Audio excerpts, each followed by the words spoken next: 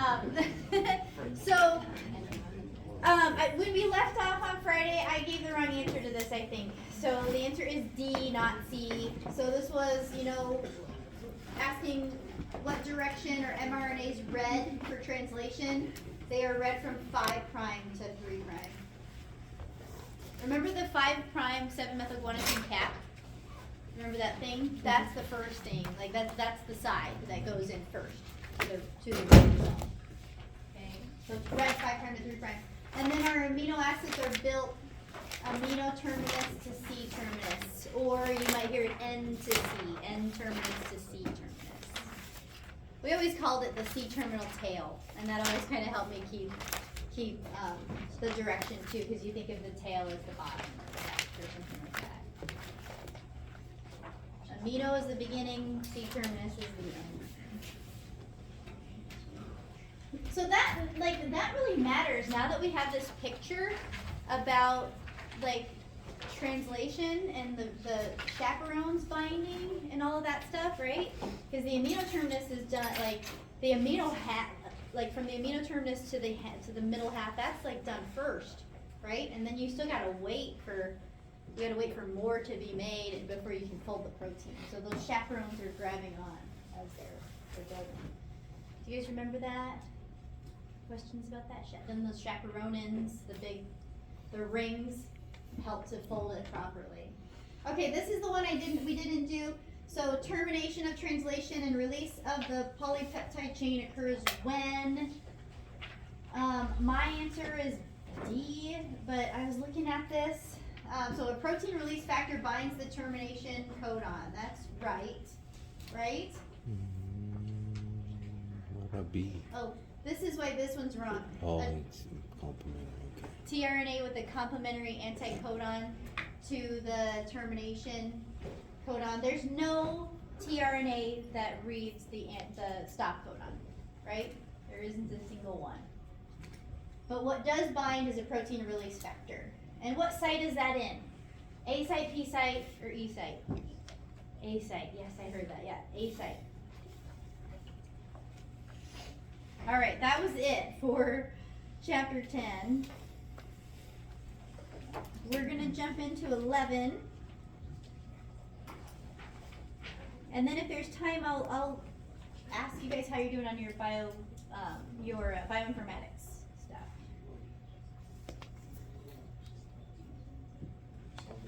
Questions? Yeah. Oh, it was D.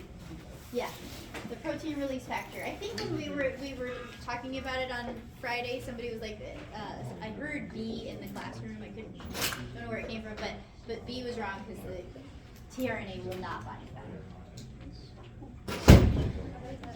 Okay, so we're marching along. We just went over transcription and translation. We have a picture of how those molecules are built. And now we're going to go back to the nucleus and look at the nucleus a little closer. Everybody knows what the nucleus is.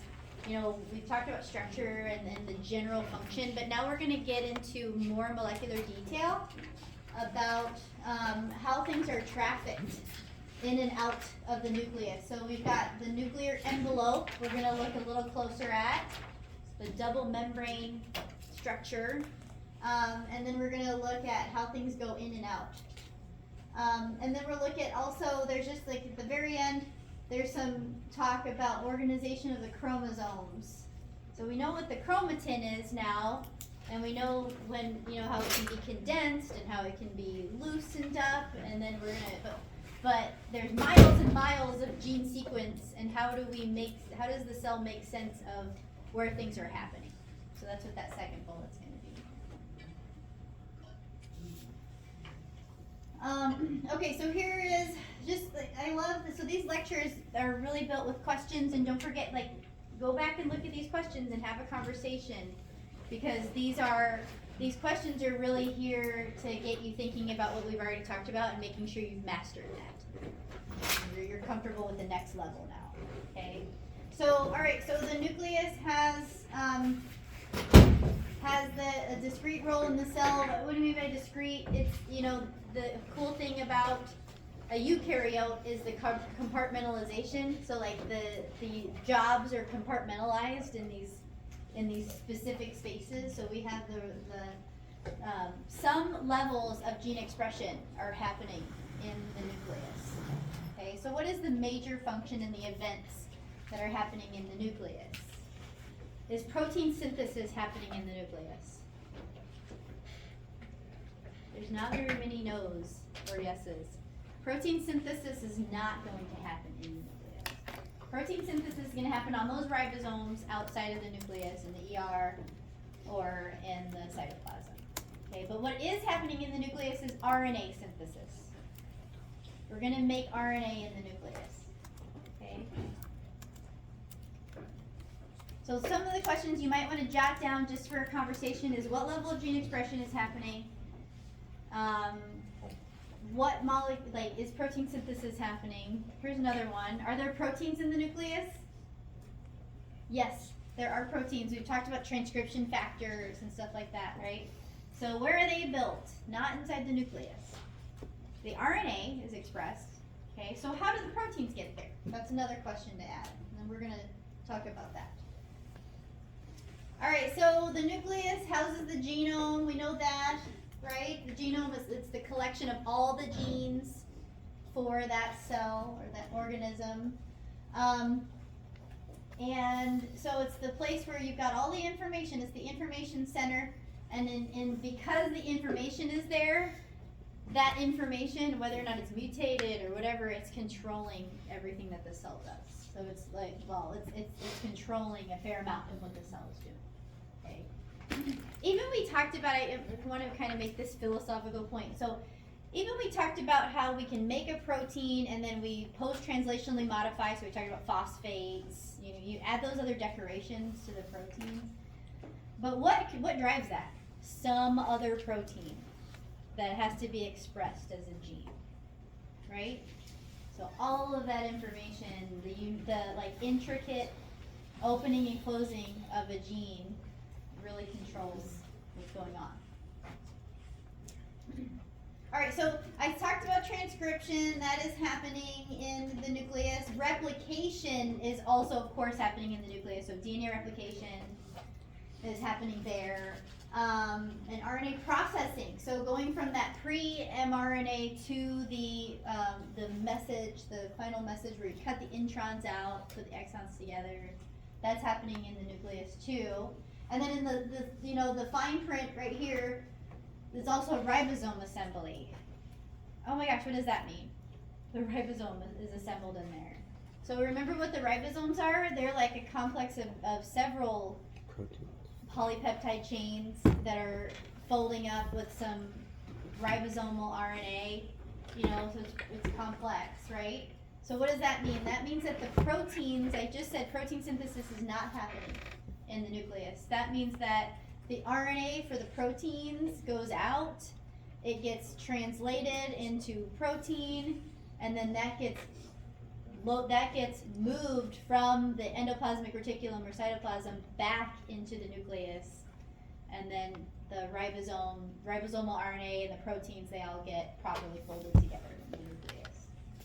And then that thing has to be transported back out.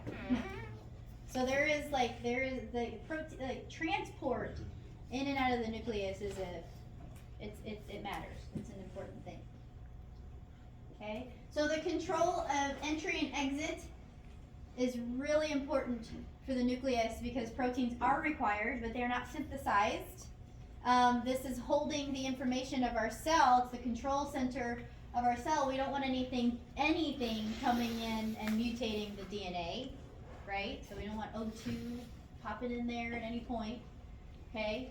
So control of the entry and the exit is essential in the nucleus, or to the nuclear. It's part of the function of the nucleus.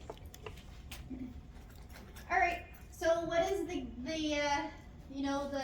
compartment? How is it separated from the cytoplasm? It's the nuclear envelope. Okay.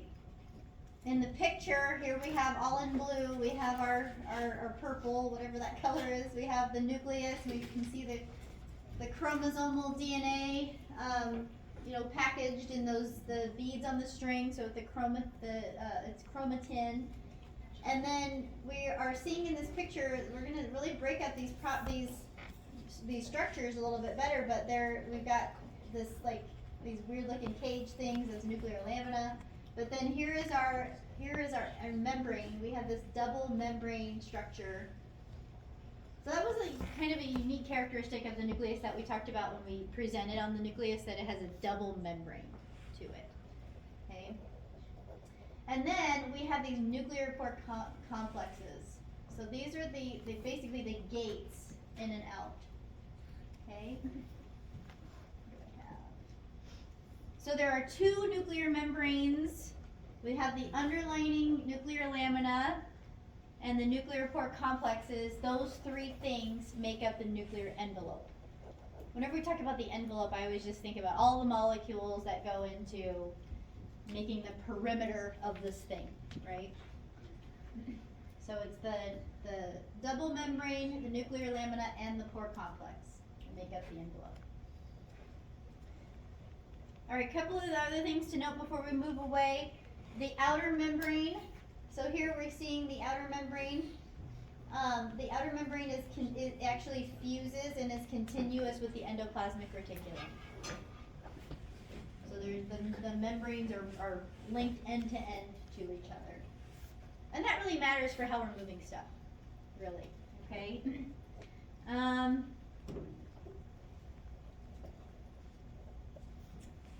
All right, the inner membrane has integral proteins that bind to the nuclear lamina. So the inner membrane, there's going to be maybe some transmembrane proteins that go through that hydrophobic layer, and then they link up with the nuclear lamina, which are more like a periphery. They're not actually embedded in the membrane. They're linked to some proteins that are embedded, and that's what holds them there. Here's a real picture, so some electron microscopy images of the nucleus. You can hardly see the double membrane in this one, but you can see the nuclear pore complexes. There's a little gap in there where you can see that's where there's no membrane. There's a hole. This is a cross section of it. And this is actually the this membrane here is the outer membrane at the top of the image, and it's continuous with the endoplasmic reticulum. So it's surrounding the nucleus, but then at some places it takes a turn and it joins up with the endoplasmic reticulum. The one on the bottom of the image is the inside of the nucleus. And then you can see in the way that this is stained and the way that this is cut, so we can get the picture. You can see the nuclear pore complex, and you can see some protein in there that is important. Okay. This is a cool thing. This is a freeze fracture where the cells are frozen and you slice them in a way. It's kind of random, and then you take 1,000 pictures and you try to find this perfect scenario. But here is like where it's been sliced, and you actually have the membrane is intact. And now what we're seeing is we're looking top down on the nucleus, but we're not looking through. And we're seeing the membrane, and you're seeing the nuclear pore complexes kind of all collected together a little bit. But we're seeing those little pores in the nucleus. This just brings up another important point too. It's linked to the nuclear lamina, so there's some cytoskeletal element, right? But it's membrane. It's still phospholipid bilayer membrane, which means proteins in it move what? Laterally. So those nuclear pore complexes, they could gather. Okay, in principle they could gather, but that requires the movement of two membranes. Okay.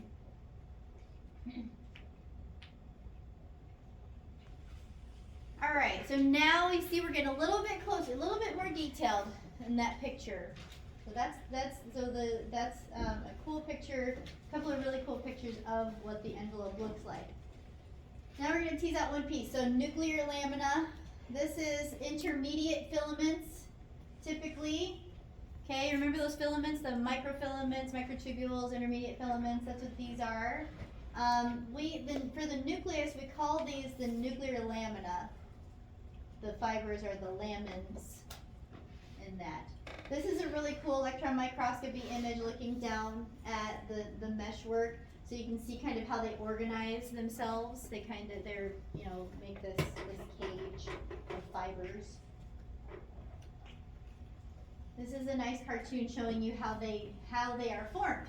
So it is that, remember, they're intermediate filaments. It's a class of intermediate filament proteins. And so one lamin polypeptide gives us that general structure. They like to dimerize, meaning that two come together and they coil around each other. So that's one level of thickness to it.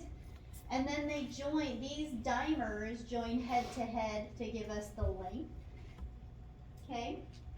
And then we can get even thicker because the joined end to end fibers can then link up on the sides. So we've got these like cool little head groups, right? And they're can form some interaction on this side, but then this side's still open, so they can interact with the coiled part to give us that makeup. So a really good thing just to like lock this into memory is be able to draw this from memory. Like the general shape of a single fiber, a single polypeptide, what does the dimer do, and then how do you get to the thicker fiber? The length and then the thicker fiber. Okay, all right, this is another picture of the envelope. We're gonna add a couple of things. So what did we say? The envelope is the double membrane. It is the nuclear pore complex, and then it's the nuclear lamina. So this is kind of cool the way they're showing the nuclear lamina in here. It's associated with the inner membrane of the nuclear membrane. And then it's, and how is it associated? So here we've got a protein called emrin. And emrin is a transmembrane protein of the inner membrane of the nucleus. And notice, look, it's like holding on to, it's like a little fist holding on to the fibers of the intermediate filaments. We even have this cool little like three-spanning thing, that three-spanning integral membrane protein that's making some sort of interaction too. These are cool. So you've got this complex that is interacting with the nuclear lamina, but also interacting outside of the nucleus. So this is probably something that helps us to connect the communication, right? Like what's happening in the cytoplasm can be linked to what's happening in the nucleus through that. All right, the nuclear. So really that's what you want to see in this picture, just like going along. We're going to get a little more detailed with the pore complex here in a minute, but take home from this picture as of now is the nuclear lamina and seeing how it associates with the membrane. How it can be linked to the membrane and how it can be linked to what's going on outside of the membrane too. Okay, here is the nuclear pore complex. This is another electron microscopy image zoomed in a little bit more than what we had, but you're seeing the surface of the nucleus and these pore complexes, and they're all bundled in this group. I was like, gap junctions were my world for like 10 years. So it looks like gap junctions to me, but it's the nuclear pore complex. But isn't it funny how there are so many things that are similar in biology? So those gap junctions, they all bundled together. So do these nuclear pore complexes, they can. Why would they do that? Maybe they're situated where a lot of ribosomes need to come in, or a lot of stuff needs to come in, because then they're situated close to Golgi, whatever they need to, be close to. So maybe this is the docking point of moving something important in and out. All right, so what goes in and out of these things? You can have, so first off, the nuclear pore complex, definitely want to lock this into memory. It's like, it's about 30 proteins that come together to build us that complex, that cage that we saw in the other image we're going to see in the next one. RNA that's synthesized in the nucleus has to come out so that it can be translated, okay? Or if it has another job somewhere. A lot of the RNases that have their job, it's in the nucleus, but definitely mRNA has to be moved out to become a protein. Proteins that we've already mentioned, right? Those transcription factors and that they have to come back in through the nuclear pore complex. Okay. There's also small molecules that might be needed in there for some things, right? They might be needed in there too.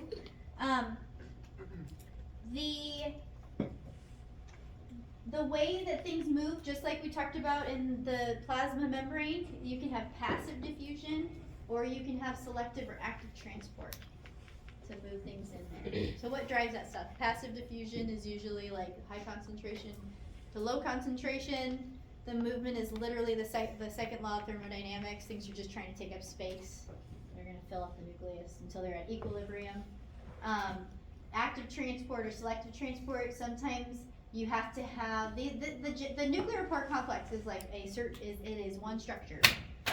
Too excited.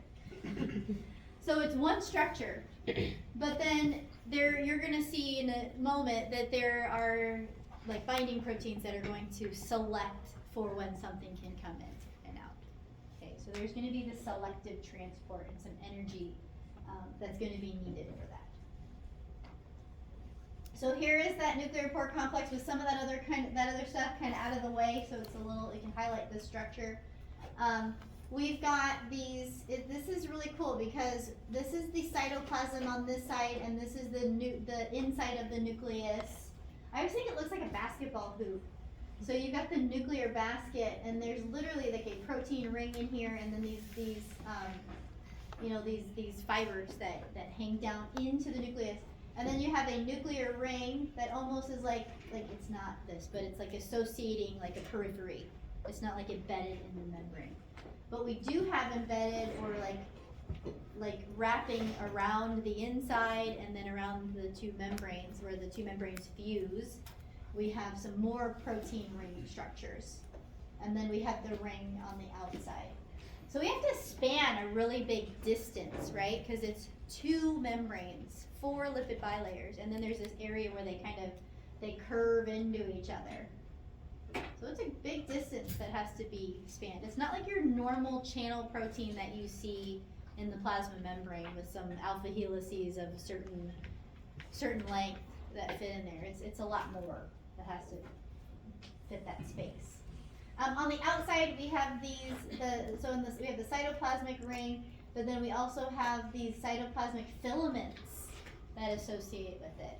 So right at the nuclear pore complex, we are connected to the cytoskeleton in some way, right? So you see how it's like the cell's like a hammock? You can pull one string and then something will be affected, right? So everything's interconnected in the cell.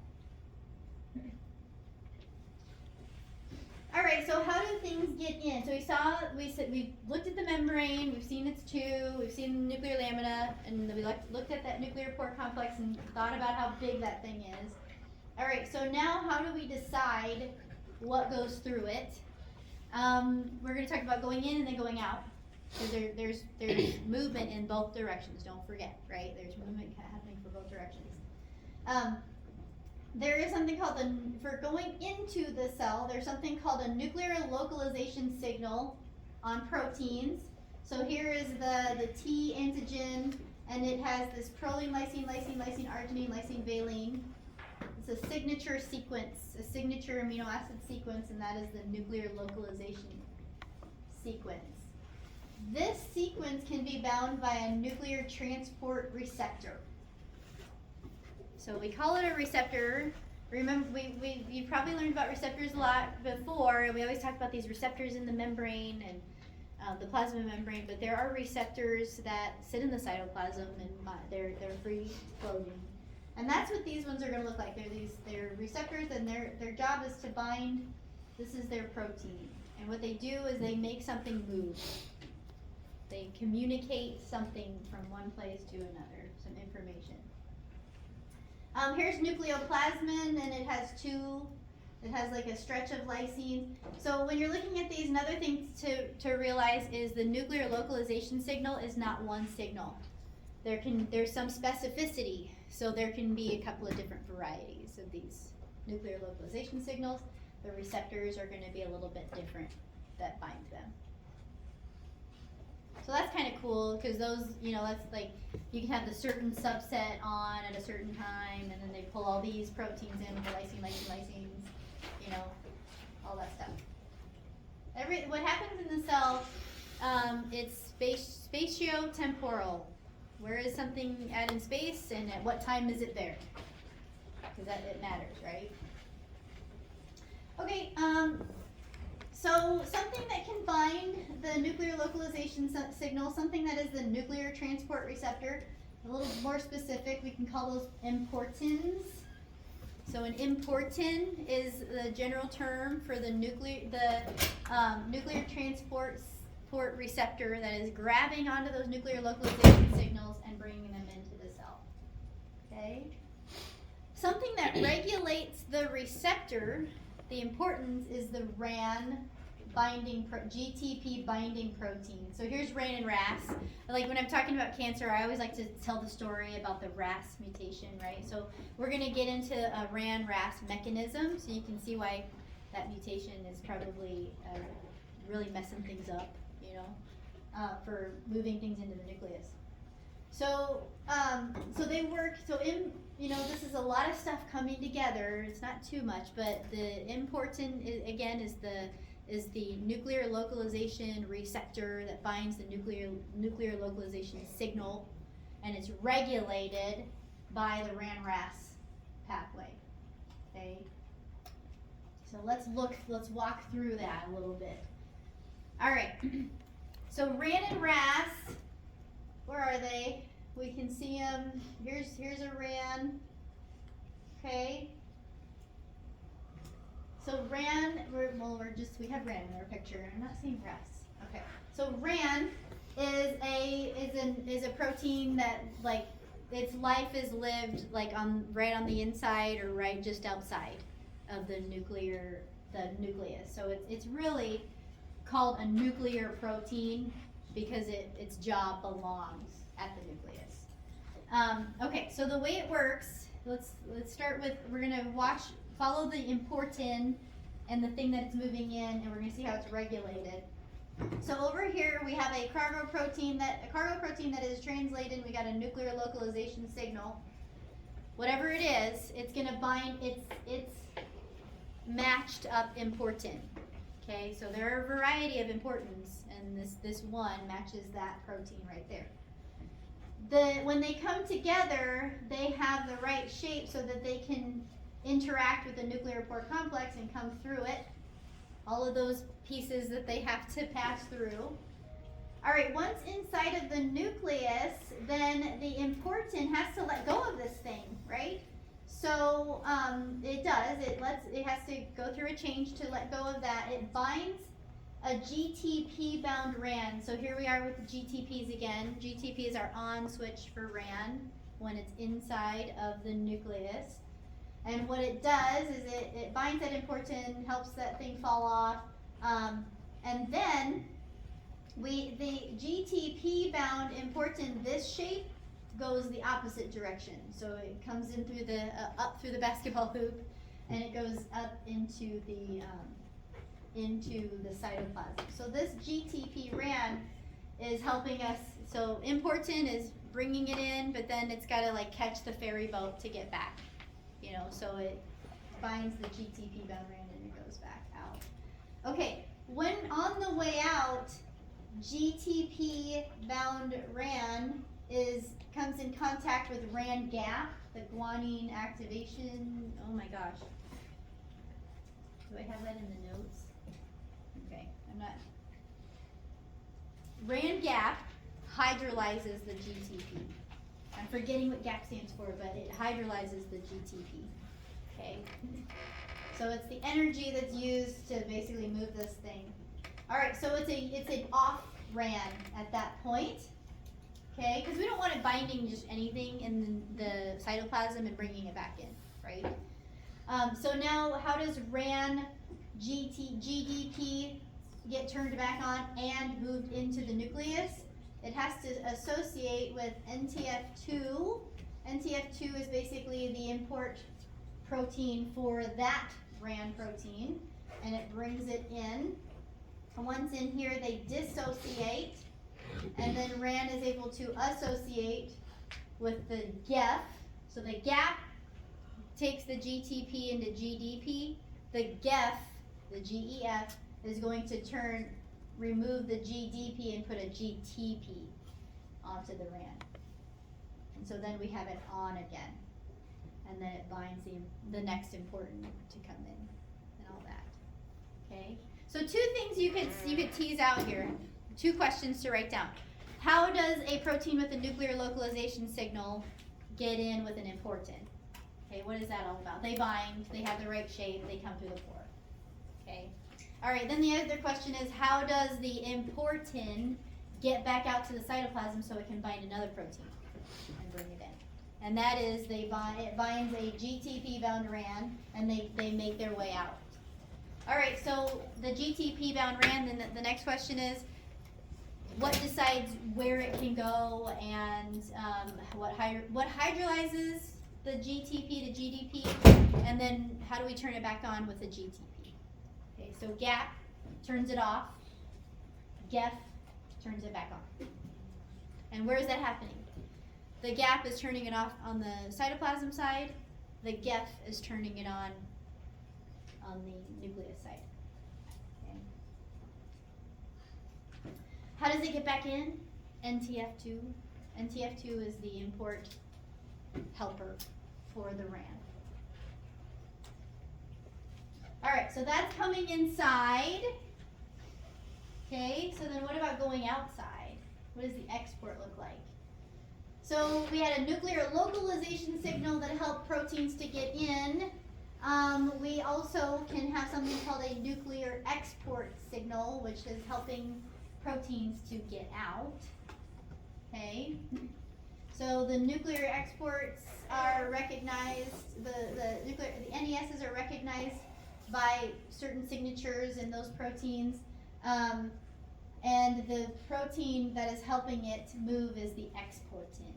So importin, exportin. I feel like importin should be an N, not an M, but it's not. Importin to bring it in, import, and then export. Okay, so let's follow the arrows here. Oh goodness. All right, so in this scenario, we have, let's see, we've got, okay, where do I start? Let's start up here. So we've got an exportin, and it's going to come in with a RAN NTF2, a RAN GTP bound to an NTF2. They come through together, they dissociate, okay, and then we know what happens to this, right? They come apart, they've got to join up with their RAN GEF so they can get turned back on. But the exportin will come, dissociate, it comes, and it will help. It's actually helping the RAN GTP and the cargo protein, if there is another protein that needs to come out. They're all three going together out of the pore complex. The GTP is getting hydrolyzed by that gap. The three of them come apart. So you've got your cargo protein, there's that exportin, nuclear export signal, and the exportin dissociates. Okay. So it's almost like the nuclear pore complex looks like a certain thing, right? And in order to go through it, you've gotta catch the right boat, or you've gotta come up with the right binding partner to come in. So coming in is the importins, going out is the exportins. What do they bind? The importin binds the nuclear localization signal. The exportin binds the nuclear export signal.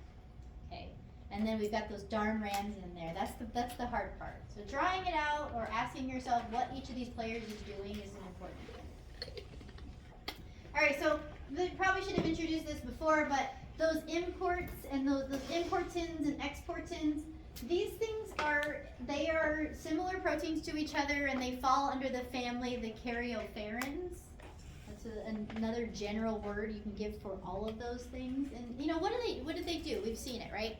They bind some protein that's got to go across the nuclear pore complex.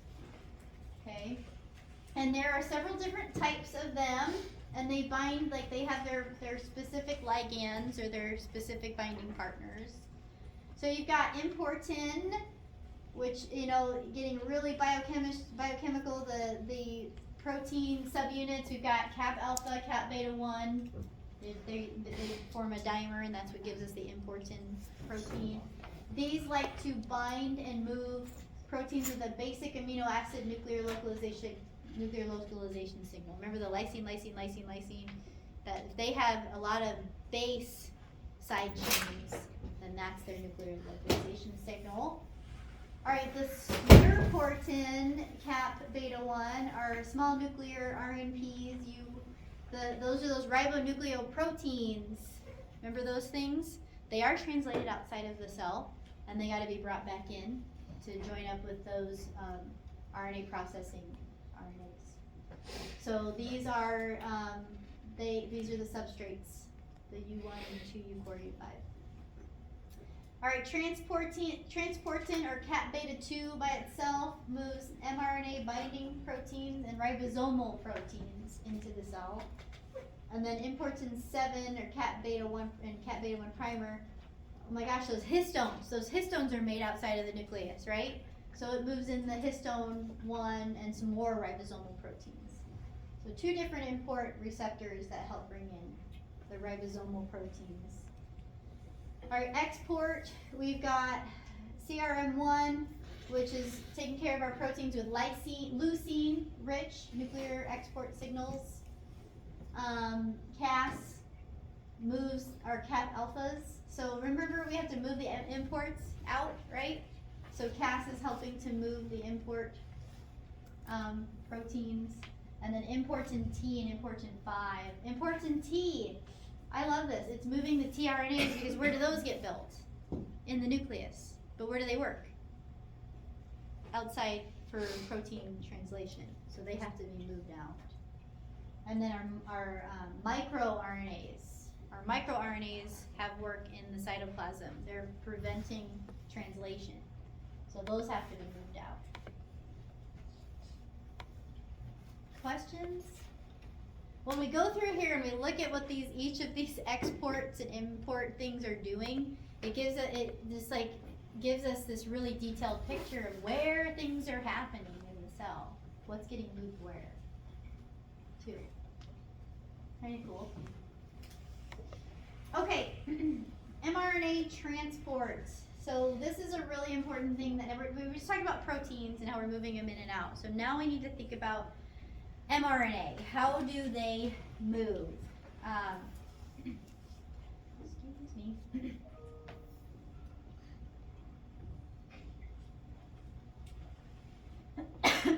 Okay, so those importins and that, they're not involved in this process. They are, and we don't have RAN involved, okay? We have some proteins that are going to, we have some things that are going to bind the mRNA, and they're going to help these to be transported across the membrane, and they're going to go through a change, and some of them are going to fall off. Okay, so there's some binding proteins that help, or binding things that help. I should stop saying protein. So there are non-coding RNAs, snRNAs, and SNO RNAs that work in the nucleus like an export. They work as like export things, right? We have, on the last table we had those CRMs. So we had a CRM that was microRNA. There's some CRM type exportins that are helping with that too for mRNA. Okay, following the. All right, so we have the mRNA transporter. So there's a distinct transporter complex that moves the mRNA through the nuclear port complex. So here we're seeing the rainbow of them. So there's a distinct set of small nuclear RNAs, proteins, and things that bind that, and then they move it through. All right, helicase. What is it doing? So helicase is on the cytoplasm side of the nuclear port complex, and it interacts with this giant thing as it's coming through to release the mRNA from these proteins. And it also decides, like, is it coming through in the right direction? So there's is it coming, not going back in. So it stops it from going back inside. Okay, so that's what we mean by unidirectional transport. All right.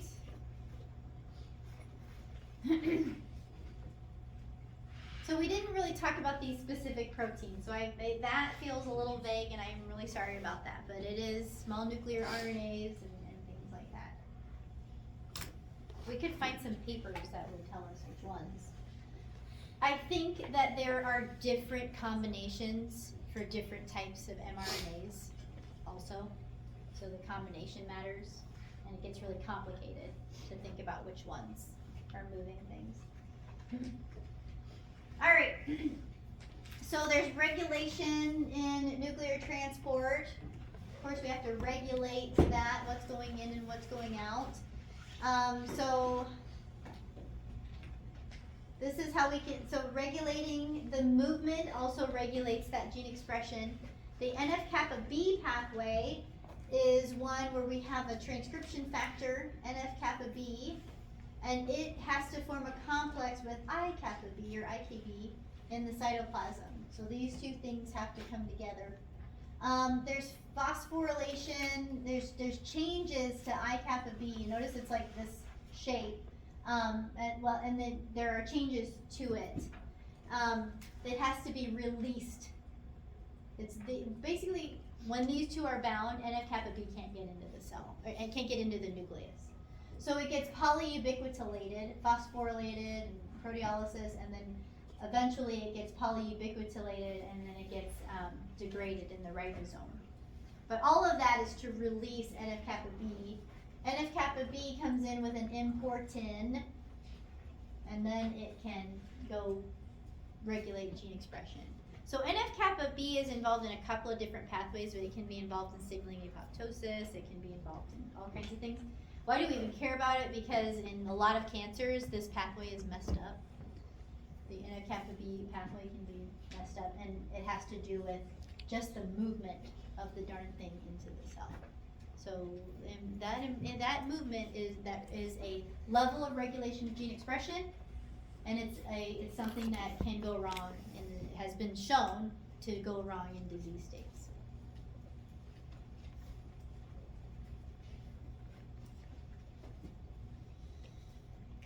All right, I totally did not look at my notes, so I really generally said that NF-kappa B is a really important thing in cancer, but more specifically, it's a nuclear factor, and it's a transcription factor that has to be held in the cytoplasm until we're ready for it. Okay, some things that signal the movement of that in there are there's stress on the cell, there's an infection of the cell, there's UV radiation. So some sort of damage is happening to the cell that is going to release NF-kappa B from I-kappa B. So it helps to signal apoptosis. Okay, you don't want your cells to just go through apoptosis, right? It has to be regulated. All right, what time is it? 10:45. Okay. So the chromosomes are organized in a certain. I feel like we could stop here and pick this up on Wednesday. I want to give you 5 minutes to talk to your groups.